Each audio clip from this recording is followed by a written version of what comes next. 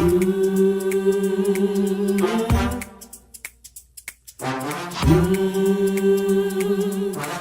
talk to God.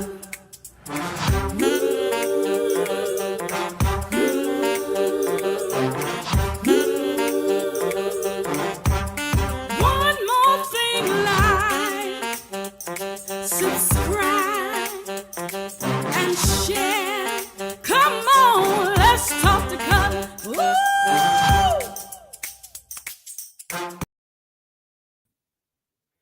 Hey everybody, it's Cutler. It's July the 7th, 2022. It's Thursday. The end of the week is upon us.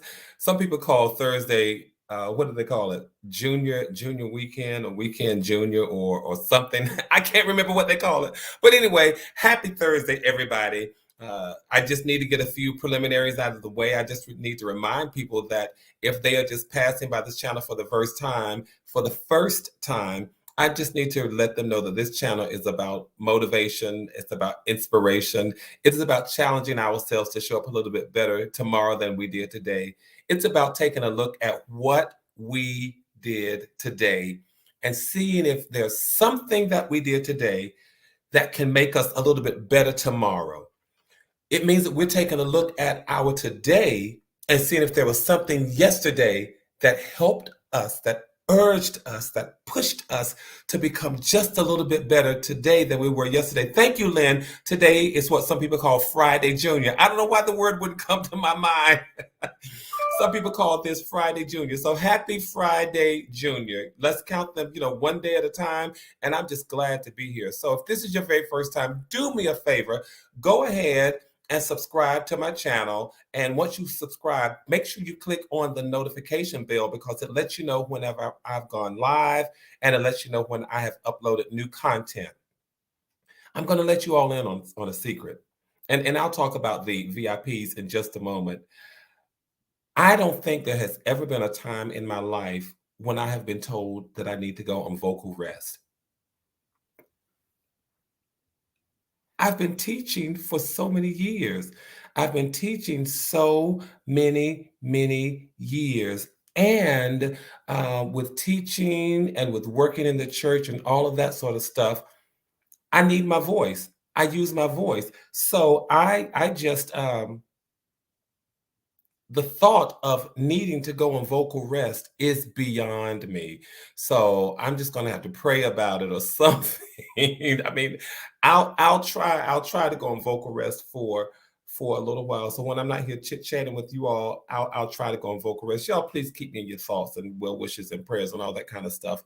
I want to shout out the LTTC VIPs for just a moment. Those are the Let's Talk to Cutler VIPs, the people who just show up in the chat first. Of course, everybody here is very important. You show up here and you support me, and I want to thank you so very much. But I want to shout out those who just make their way into the chats first. All right. So this evening, I want to start by acknowledging Fabulous Me. Look, you said look at me being here and on time. Absolutely. So a shout out to Fabulous Me who says hi. But then your next comment was, look at me being here and on time. You are here and you are on time. So shout out to you. You are a VIP this evening and always. And then Annie Cutler says, let's ride. Yes, we're riding along the highway of life. We're reading the signs, we're reading the billboards, and we're trying to show up to a place that's called better. Guess what, you all? This space is called better. It's not something that we strive to get to 5 days from now or 10 days from now or 5 years from now or 5 months from now. But a space called better is something that we strive to get to tomorrow. I don't think I've ever shared it from that perspective. But there is a better for us to get to with every moment we breathe, every moment we live. So yes, thank you, Andy Cutler. We're riding along the highway of life. I'm going to come back to that for just a moment. And then MV says, hello, everyone. Well, hello to you, my friend MV, another VIP for this evening. So that rounds it out. Fabulous Me, Annie Cutler, and MV. But again, please understand and know this, that a space called better is not some place that you have to wait to try to get to 1 year, 5 years, or 10 years from now. But a space called better is something that you can get to within the next moment. Within the next hour. And why do I say that? I say that because life is, there is no guarantee on our expiration date. And so I don't want to say I'm striving to get to better in 10 years and I only live for 5. But what I can do is strive to get to better. I can strive to become a better person with every second that I'm given to breathe on this thing that's called earth. Because I never know when my last breath might come. So don't strive. Don't mark better as a place that you get to 10 years from now. But we're all getting to better within the next 10 seconds. Why would I say that? I say that because it is in our hearts and it is our mind, it is our space to get to a place that's called better. I want us here on the LTTC, the Let's Talk to Cutler family, I want us to make sure that we keep one of our good friends in our thoughts and in our prayers. And that is, thank you, Fabulous Man. I'll look for a good voice coach. I want us to keep one of our family members, one of the Let's Talk to Cutler family members in our thoughts and prayers. She is always an encouragement to me and always a supporter and encouragement to all of us here. And so I want us to keep our good friend Tracy Johnson in our thoughts and in our prayers. Her mother passed last week. And I know it. Tracy says that she's devastated. So Tracy, I want to make sure that you get my email address. I'm going to post it here just so that you can have it. Let's see. But it is talktocutler@gmail.com. talktocutler@gmail.com. All right, I'm going to leave that for a while just so that you can get it, grab that, and write it down. So again, you all, one of the things that we have seen on this channel, on this platform, is that a number of us suffer loss over the years, over the weeks and months, the days and the years. We suffer loss, and that is the crux of this book here. We discuss this book, When I'm Overwhelmed: How to Handle Life at Its Most Intense Moments. I know from experience that the loss of a parent is one of the most devastating things that you will ever encounter in your life.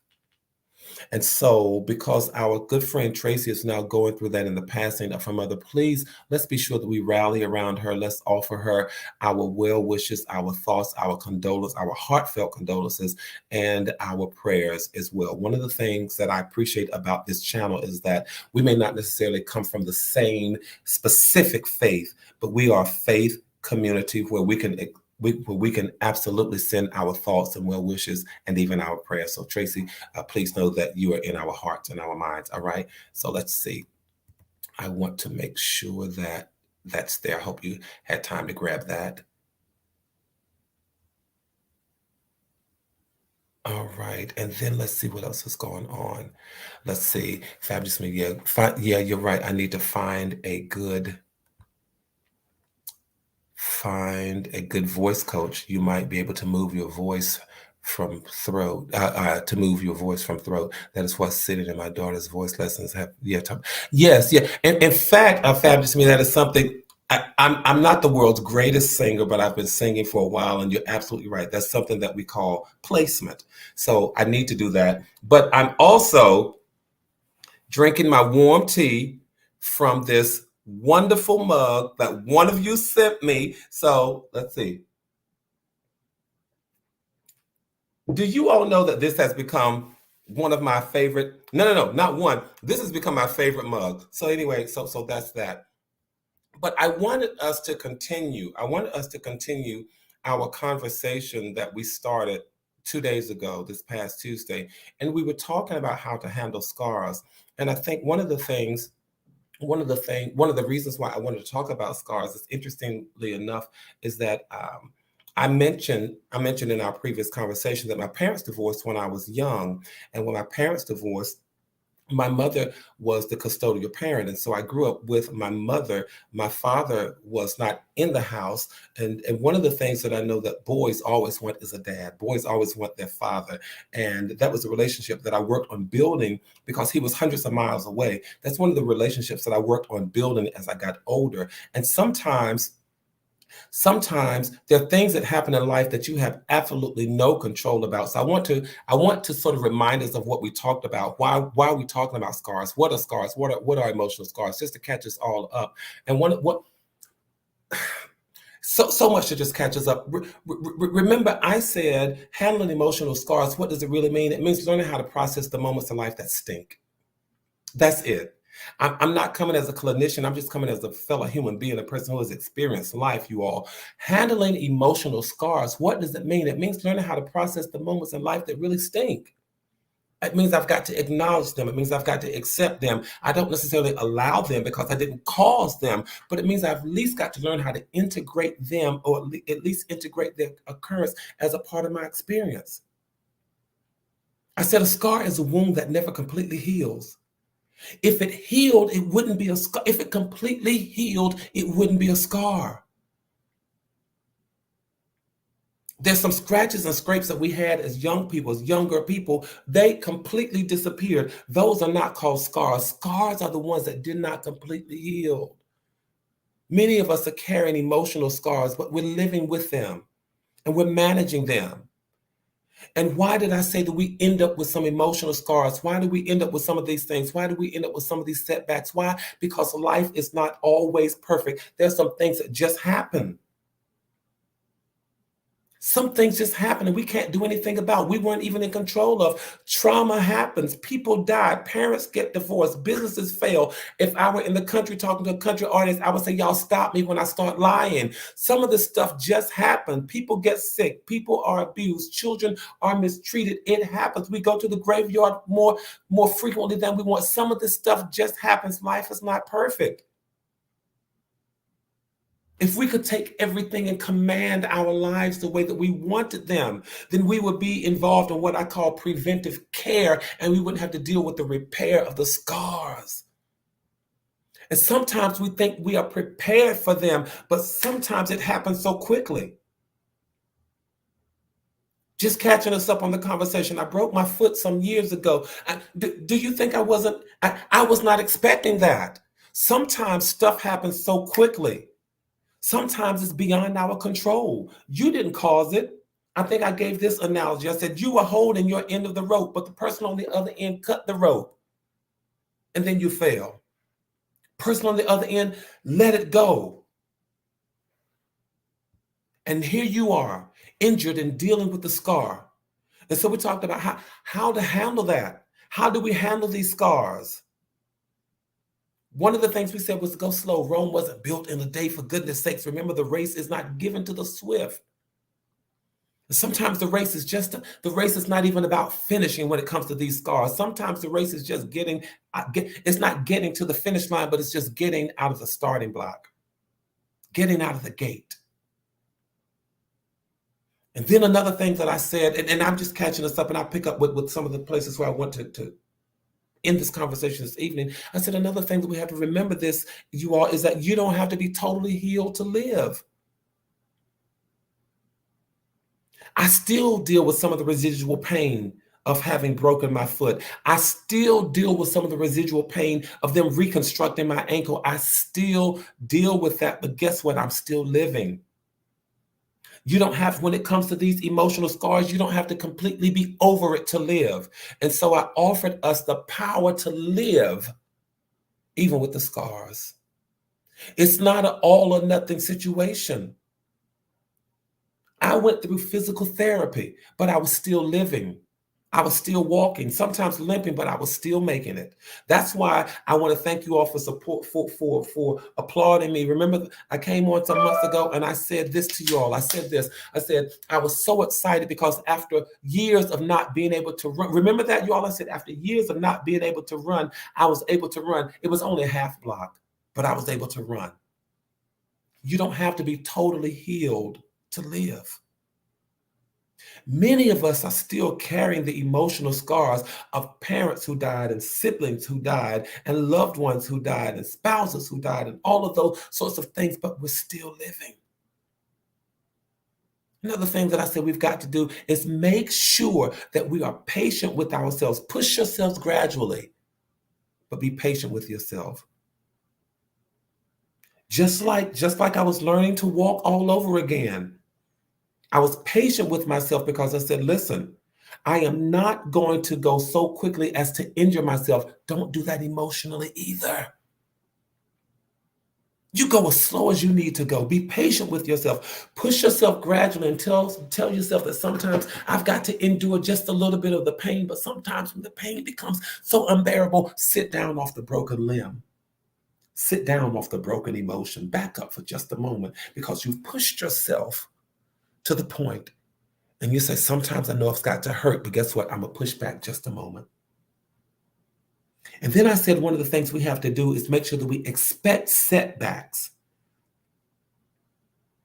I think that's why I left off. We've got to expect the setbacks. Cutler, why would you say that? Because you're not always moving forward. I know this is going to challenge our therapy, our philosophy about therapy. You're not always moving forward. Sometimes something will come along and create a setback. And I told you all that my dad has been dead for almost 2 years now. And while I thought I was healed over the trauma of not having my father there in the house with me and then reaching a great relationship to the point that I was able to stand over his casket and deliver the eulogy, there were some times when we have setbacks. Sometimes something will come along and push you back to a place and you remember the pain that you were going through. You remember what caused the scar. You remember the pain. You remember the pain of the wound before it even became a scar. Those are setbacks. But what I know about this journey in terms of handling the emotional scars, and again, I'm not talking as a clinician, I'm talking as a person who's just dealt with life. You can expect the setbacks when you're dealing with emotional scars because you're not always moving forward. Sometimes something will come along and create a setback. It is the whole notion of you taking 2 steps forward and maybe you end up with 1 step backwards. Cutler, how do we handle those moments? Cutler, how did you learn how to handle those moments? What did you do in that moment? I'm going to tell you all what I did, you all. I took those setbacks as what I call a study hall. In high school, Lynn, you may remember, my friend Lynn, in high school, we had something that was called study hall. Study hall is when you got to leave the classroom. You got to leave the main lesson that was taking place, and you could go to the library and just sit by yourself and study by yourself. Take these setbacks as a study hall, as a chance to learn more about yourself, to sit with yourself and learn more about yourself. And in some of my setbacks, dealing with my dad's death and dealing with my dad not being there in the house as I was growing up, I said to myself, wow, I thought I was over that. I thought I had mastered that pain. I thought I had mastered some of that disappointment. I thought I had mastered some of that anxiety, but something comes along and creates a setback. And for me, I had to turn that setback into a healthy moment where I learned to study more about Cutler. Cutler, learn more about yourself in this moment. And Lynn says, yes, you remember those study halls. I'm telling you all. What else would I suggest in terms of how to handle these emotional scars? Make sure that you take time out. And this is just me. Maybe there are some clinical terms that will fit and sound better. Maybe there are. But in my process, here's what I call a time for a massage.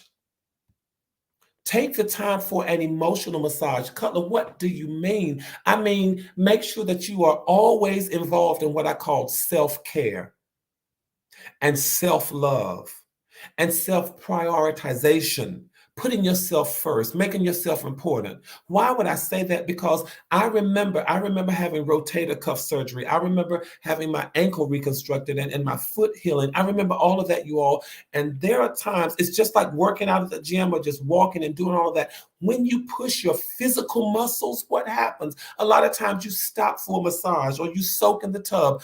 Do the same thing emotionally. When your emotional muscles are worn out, that's a lot of work.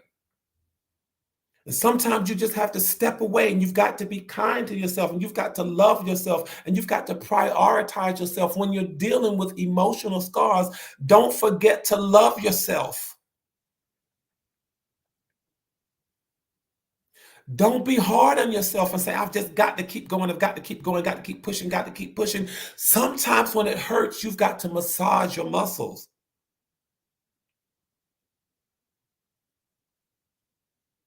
And I can't give you a prescriptive method, a prescriptive course of what it looks like for everybody because we are all different. Sometimes I may just have to sit like the old Southerners do, get you a bottle of rubbing alcohol and rub. Sometimes people say just put some Epsom salt in bath water and just get in there and soak. Sometimes people say, listen, go to a spa and get a massage. Make sure you understand when you're dealing with emotional scars, when you're dealing with these moments in life that just stink and hurt emotionally, that you take time out for a massage. And what do I mean? Again, it is the self-love and it is the self-care. One of my friends puts it this way: I've got to learn to check in with myself. I've got to learn to check on myself. I've got to learn to make sure that I acknowledge myself and ask myself, are you all right?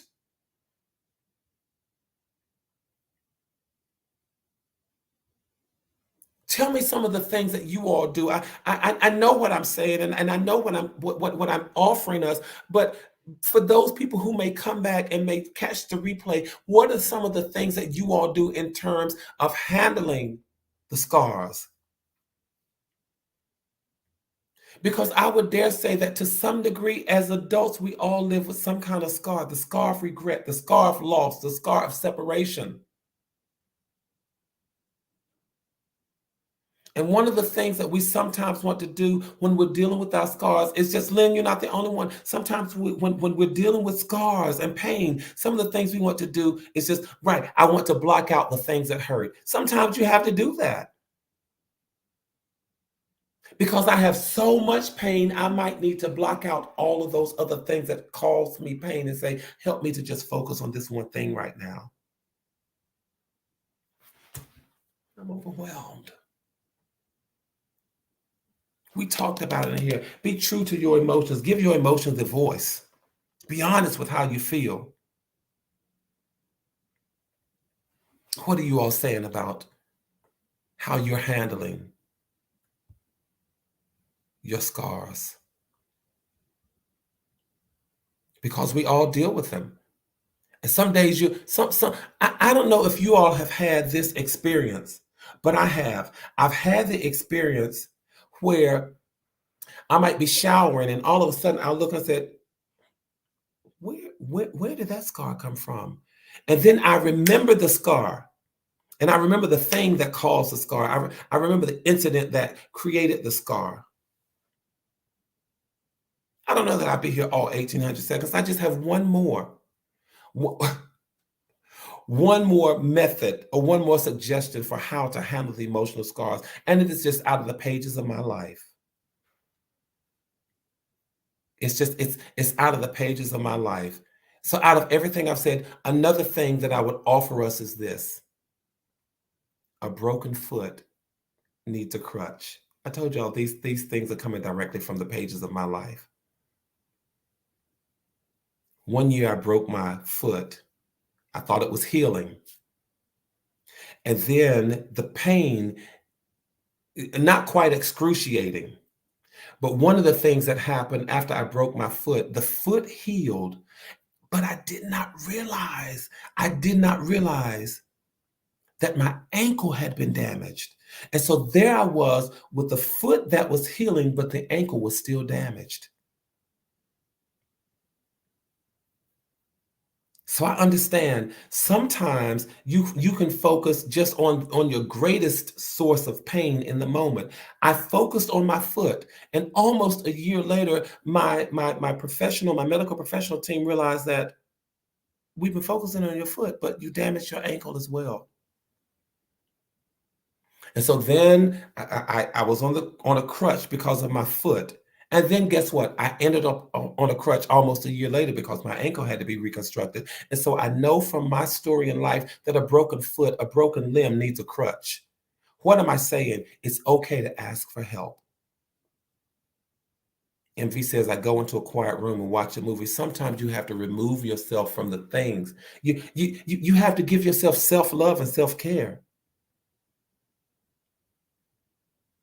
But take it from my story, you all. A broken foot needs a crutch. What am I saying? I'm saying it's okay to ask for help. I'm saying that rehabilitation does not happen in isolation. You heard me talk about the team. I had a team of professionals, I had family members, and I had friends. Professionals, family members, and friends who gave guidance, they gave love, they gave encouragement, and they gave an ear. They gave an ear to the moments when I felt like I was just so overwhelmed until I just wanted to kick and I wanted to scream and I wanted to yell, "This is not fair." And I wanted to yell, "All is not well." I wanted to yell, "I'm not okay in this moment." And I'm so thankful to God that I had people in my life who would listen. Non-judgmentally, they would listen. They would listen and they would not necessarily say, "I expected more," or "I expected you to be able to handle it. I expected you to be able to endure." They didn't say all of that, but they listened with love. They listened with gentleness. They listened with meekness. They listened with kindness. They listened knowing what I needed. And so I'm so hopeful that to some degree, this helps us as we are focusing, as we're dealing with these scars, because I know for me, I thought I was over some of the scars, but I realized that a scar is just that, it's still there.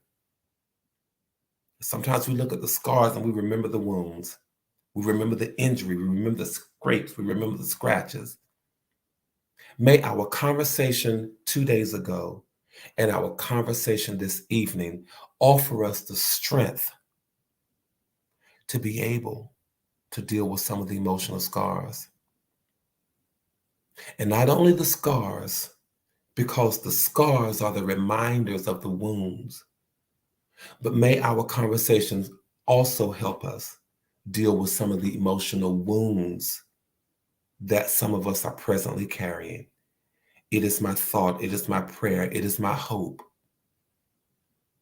that to some degree we're strengthened by these conversations, and we're strengthened by the fact that as a community, we are all in this thing together.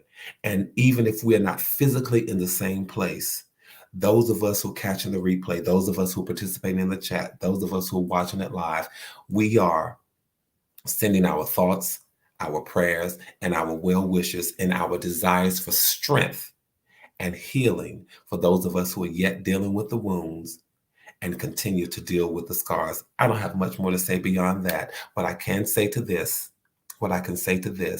conversation is, may we all continue to build community, a community where we can come together and have these conversations, where we can somehow be strengthened. And may we all not only continue building community, but maintain connectivity. Stay sane, stay safe, keep your heads up, keep your hopes up, and know this, that from my heart to yours, there is and always will be so much love. And again, Tracy, please know that you are in our thoughts and our prayers. Good night, everybody.